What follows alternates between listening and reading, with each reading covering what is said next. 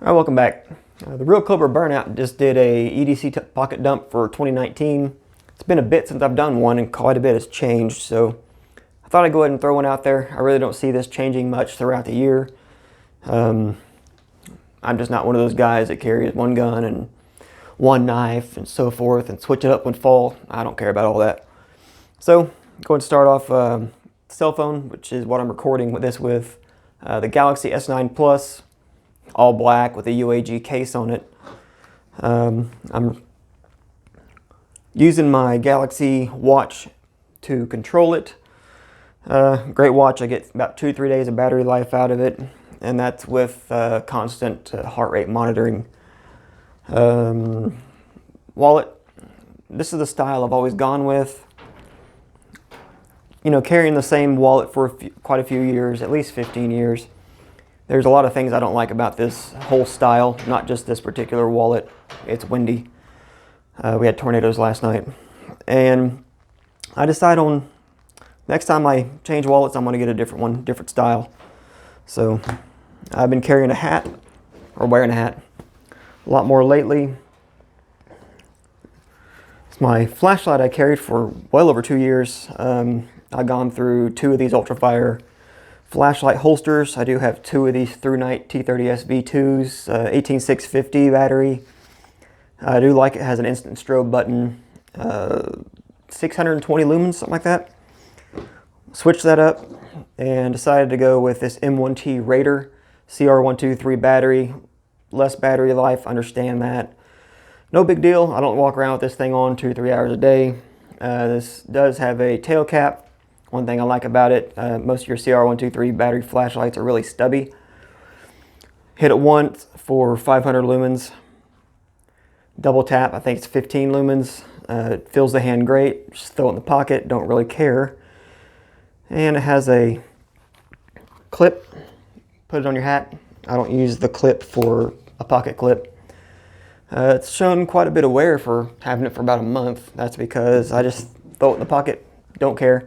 I got 2 of them for half off. It was 20 bucks a piece. The knife is a Honey Badger. This is their large. These are about 35 bucks or so on Amazon. eBay, it's kind of spotty. Last time I checked on getting them. They got different colored handles, different style of blades, hawk bill, serrated, HCR13 MOV. I think I've mentioned that. Steel. It's not your Wonder Steel. However, I haven't had to sharpen this yet, and I've been carrying it for, I don't know, 3 months. Good knife. A lot of use out of it. Belt. I have 2 of these belts. I like them so much. I plan on eventually doing a review after about 6 months of wearing it. You know, we all have those $20 Walmart specials. It's all leather. I never did wear those. I go to bike shops and get, they're all leather belts. They seem all nice and stiff, but after about 4 or 6 months, they start getting really limp and noodle-like, and after about a year, they start kind of getting the whole wave. Well, I looked into getting gun belts. There's so many different ones out there. A lot of the ones I don't like, that's got the Velcro. And once you set it, you gotta take it apart and fix it and do all the other BS to get it working right. This is Core Essentials. I'm just Googling. This is their Trackline gun belt. It's got a little track in it, and it acts almost like a zip tie. This is the buckle. This is one of their 4 different buckles. You just run it through, and it's, you know, set it to where you want it. And say it's a little too tight, well, there's a little lever. You can do it discreetly through your shirt. Just pinch it. You can pull it a little bit. It's really easy when you gotta quickly take a poop. You just grab the belt buckle, pull it right out. Like I said, it's really rigid belt for what it is. It's the most rigid belt I've ever had. I think these are automatically shipped as for a 54-inch waist. So if you're a big dude, there you go. If you're over 54-inch waist, I don't know. You might need to contact them, see if they can make something bigger for you. This is the one I'm carrying now, or wearing now. It's Flat Dark Earth They do have them in leather as well. They have dress belts that aren't as rigid, I don't believe. Not sure of what designation number this buckle is. Like I said, I've been wearing it for a few months, maybe at least 2. I haven't seen any wear on the external part of the belt.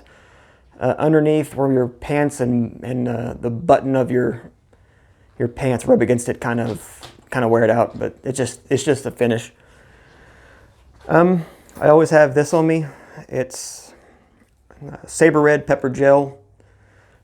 It comes with a little belt holster. It's really flimsy, but it's lasted for quite a while. I will say if you use it, the sticker does say the expiration date on it, and I noticed it starting to wear. So I wrote the expiration year, 2020, on the bottom of it.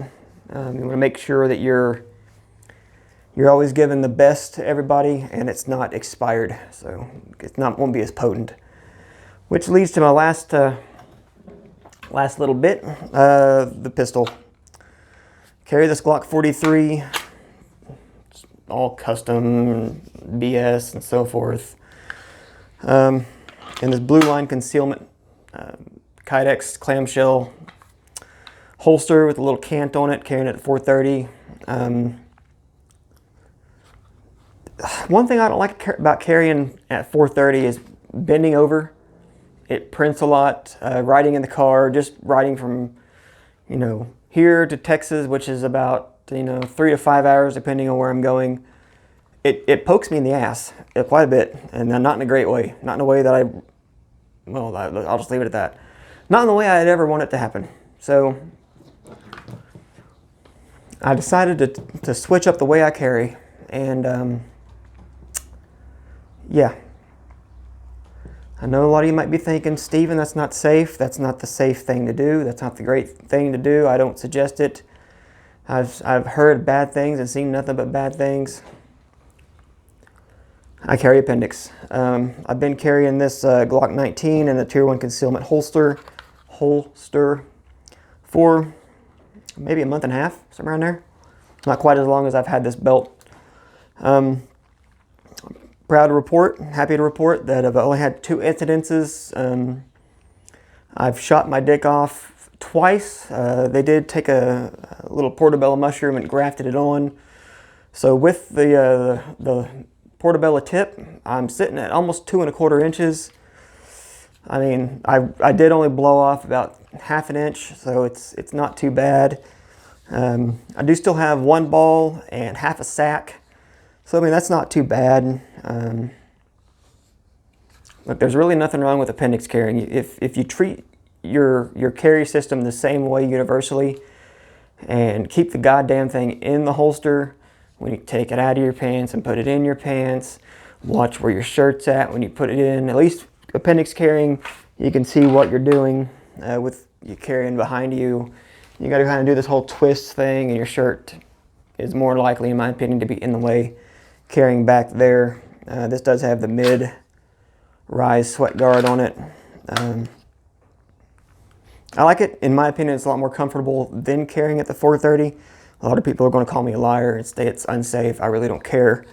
The only time this gun comes out of the holster is when I'm cleaning it, putting oil on the steel sights, or I've changed the battery out once, and I've taken it and shot it 4 or 5 times. Works great for me. My penis doesn't like it, but you know what? I don't use that thing much anyway, so that's about it. I don't think much else has really changed.